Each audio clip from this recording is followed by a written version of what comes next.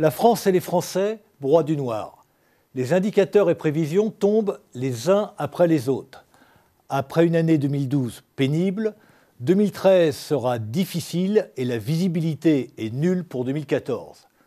Il faut donc aller chercher ailleurs que dans les statistiques et les analyses des macroéconomistes pour retrouver des raisons d'espérer et détecter que le rebond économique de la France est possible et qu'il est peut-être même en marche. Le rebond économique de la France, c'est le titre du livre collectif dirigé par Vincent L'Orphelin qui décrypte les signes annonciateurs d'un réveil économique qui pourrait être bien plus rapide qu'on ne le pense. Vincent L'Orphelin, bonjour. Bonjour. Vincent L'Orphelin, vous êtes ingénieur, vous avez fondé la société Venture Patents, une société de conseil en stratégie qui aide les entreprises en matière de brevets et en fait en matière de brevets d'usage, si j'ai bien compris. Alors, votre livre est un livre très optimiste, ce qui change dans le paysage des analyses économiques actuelles. C'est un livre très optimiste sur les capacités du rebond de la France. Est-ce pour cela que vous l'avez écrit avec la collaboration de 85 entrepreneurs plutôt que d'avoir recours à des économistes? Oui, tous les économistes sont à peu près d'accord pour dire que le rebond économique viendra de l'innovation et que l'homme clé de la révolution industrielle, c'est l'entrepreneur. Et donc pour ça que ça m'a semblé légitime de rassembler 85 entrepreneurs pour écrire ce livre. La deuxième raison, c'est que les économistes, quand ils parlent du rebond économique, le font toujours en prenant des précautions en disant « le rebond économique est possible à condition que tel ou tel obstacle soit franchi ». Par exemple, dans le rapport France 2030 du Centre d'analyse stratégique, le scénario de rebond, on écrit « à condition que d'une certaine prise de conscience par nos concitoyens ». Et aussitôt, on se décourage quand on entend ça. Eh ben, voilà. Un autre exemple plus récent, Jean-Paul Delevoye, qui était récemment interviewé, donc le président du CESE, disait « Je suis extraordinairement optimiste à condition que les politiques acceptent de se remettre en cause ». Et le réflexe d'un entrepreneur est totalement différent face à l'obstacle. Exactement, c'est que l'entrepreneur, lui, va raisonner de manière différente. Il ne dit pas, il va dire « j'identifie les obstacles, je les analyse et voilà comment je vais faire pour les contourner ou pour les réduire ». Et donc, au final, je pense que la manière dont va présenter, l'entrepreneur va parler du rebond économique, va convaincre, malgré la difficulté d'apporter des preuves scientifiques. Et si j'ai bien compris, lorsqu'on se place du point de vue de ceux qui agissent et qui justement surmontent les obstacles, on aboutit à un diagnostic beaucoup plus optimiste. Alors pour faire votre démonstration sur les capacités de rebond de la France, vous commencez par un retour dans l'histoire, un retour en arrière, et vous décrivez la situation de 1889. Alors rappelons que 1889, c'est le centenaire de la Révolution française, c'est 18 ans après la défaite de 1871 face à l'Allemagne, déjà défaite face à l'Allemagne, le remboursement de la dette, la France est dans une situation économique et financière très difficile, un krach boursier, et pourtant on construit la Tour Eiffel, qui est quand même un signe d'élan vers le ciel, et pourtant nous sommes à la veille d'un fantastique rebond, c'est ce que vous montrez dans le livre. Alors, quel parallèle vous faites entre la situation de 1889 et celle qu'on connaît aujourd'hui en 2013 ? Alors, effectivement, en 1889, la France est totalement engluée dans une crise totale. Vous avez rappelé... Donc les économistes de l'époque auraient décrit nos futurs. Absolument. C'est une situation qui est encore beaucoup plus grave que celle d'aujourd'hui.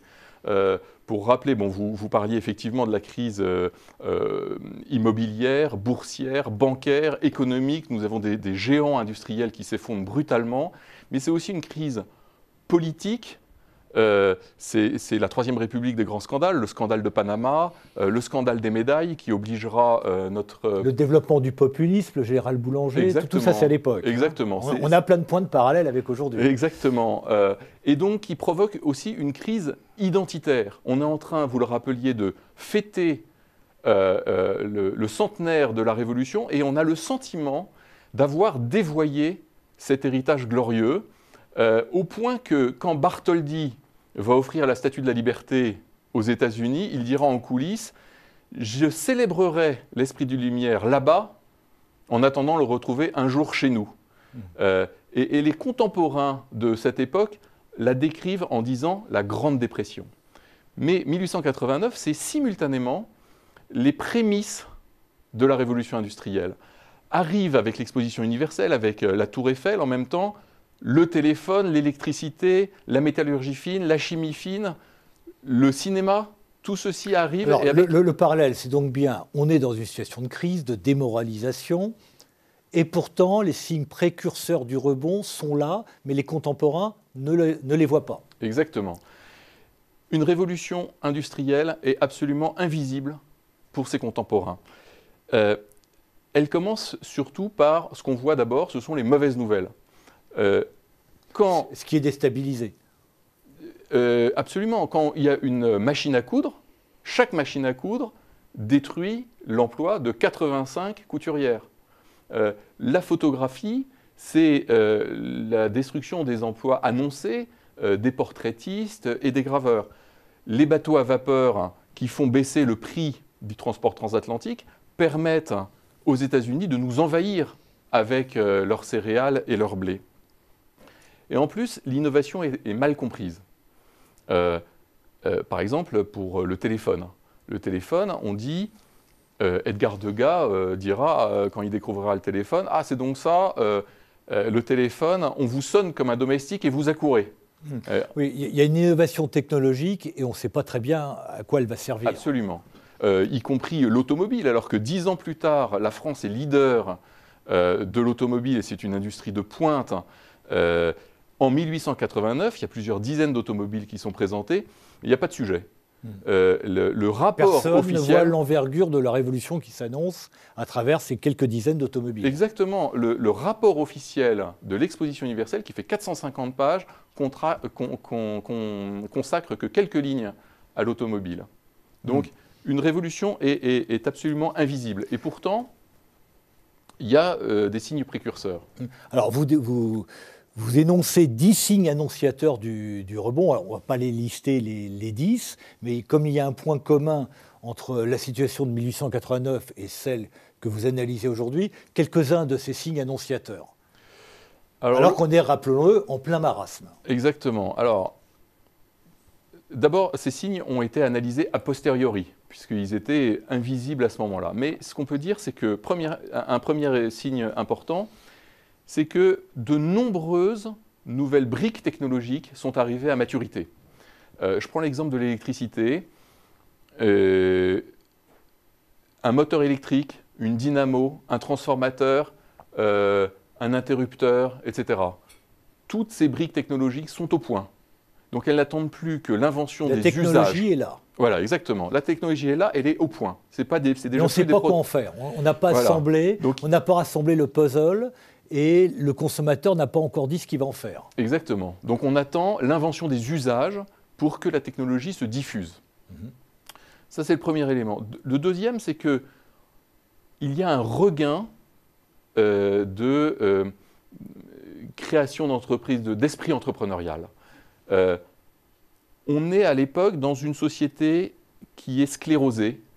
On disait une société bloquée, où on dit la France des notables.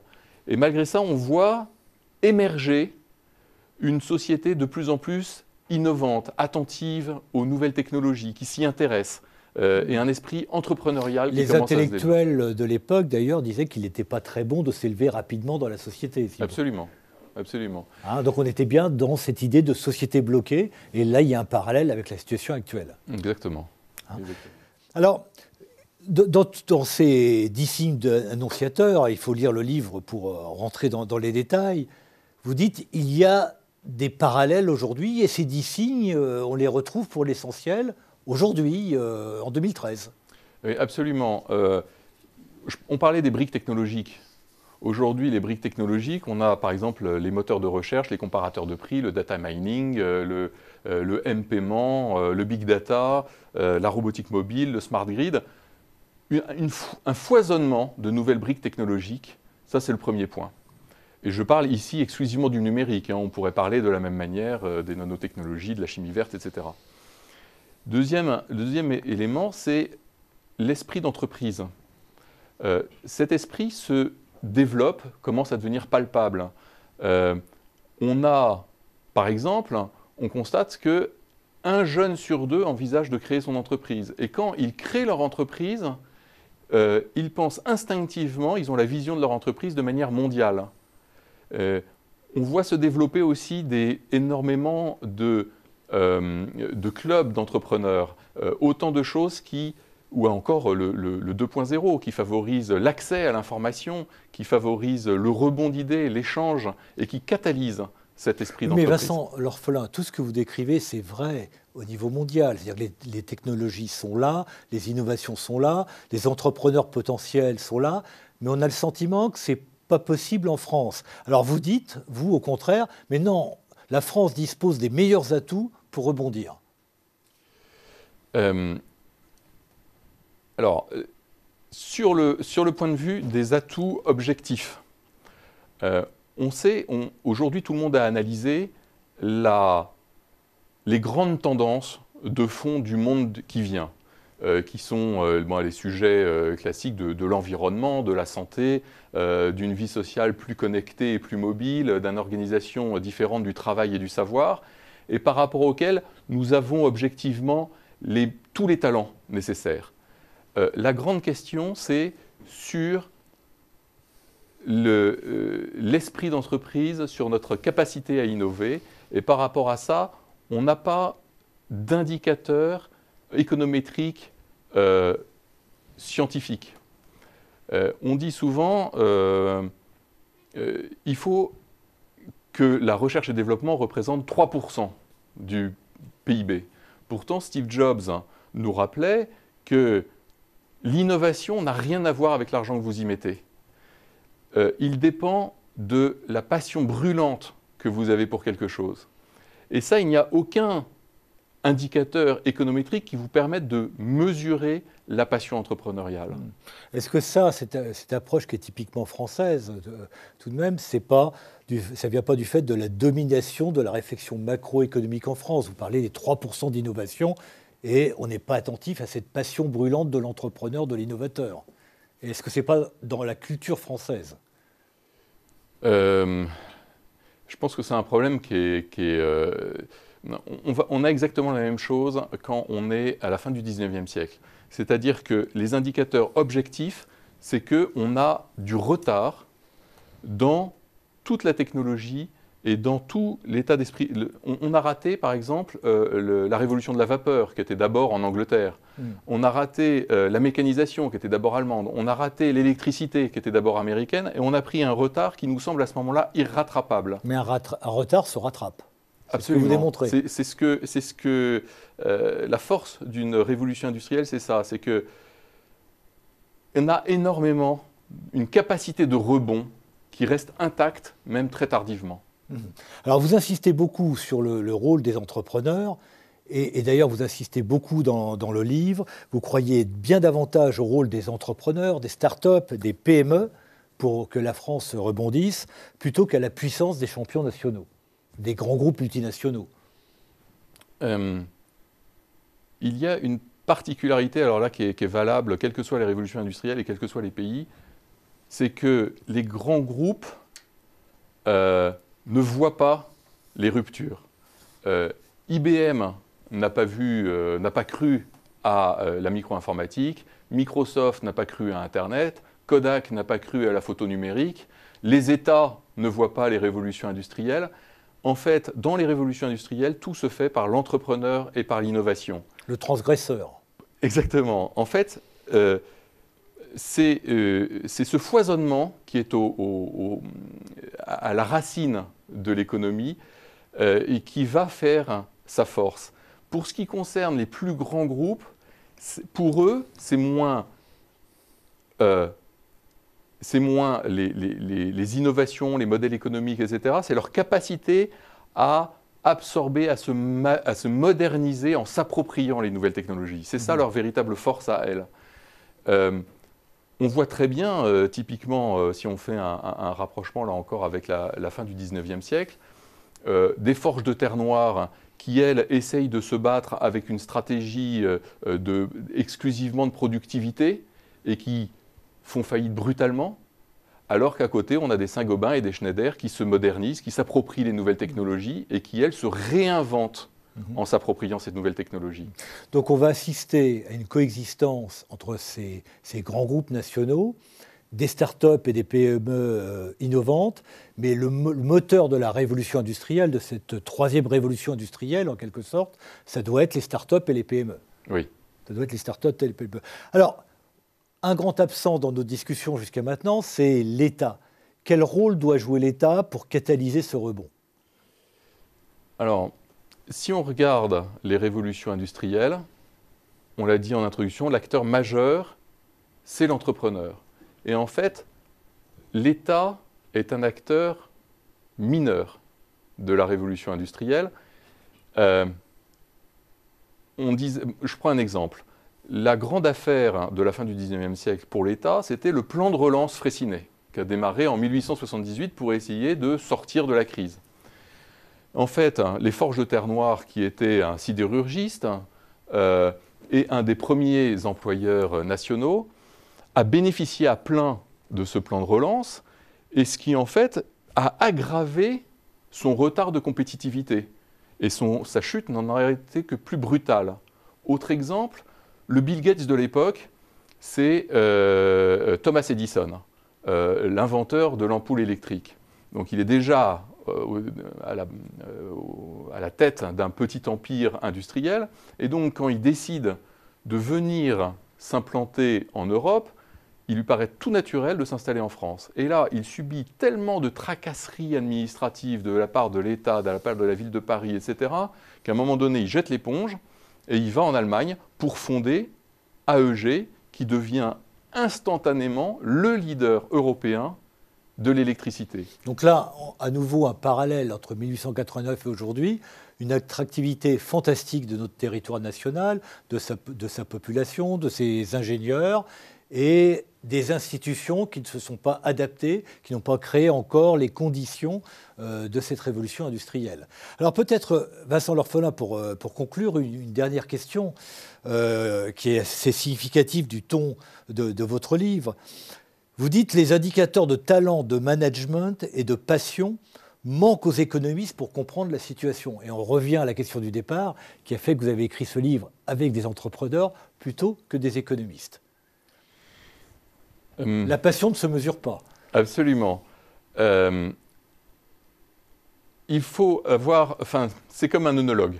Un œnologue, quand il vous dit votre vin sera absolument exceptionnel dans quelques années, il vous en apporte aucune preuve scientifique. Vous êtes obligé de lui faire confiance. Ça fait partie de ces savoirs que les hommes de l'art ont et sur lesquels ils ne peuvent apporter aucune preuve. C'est la même chose pour la passion entrepreneuriale. Les entrepreneurs et ceux qui les accompagnent savent reconnaître cette passion à chaque fois qu'ils la rencontrent.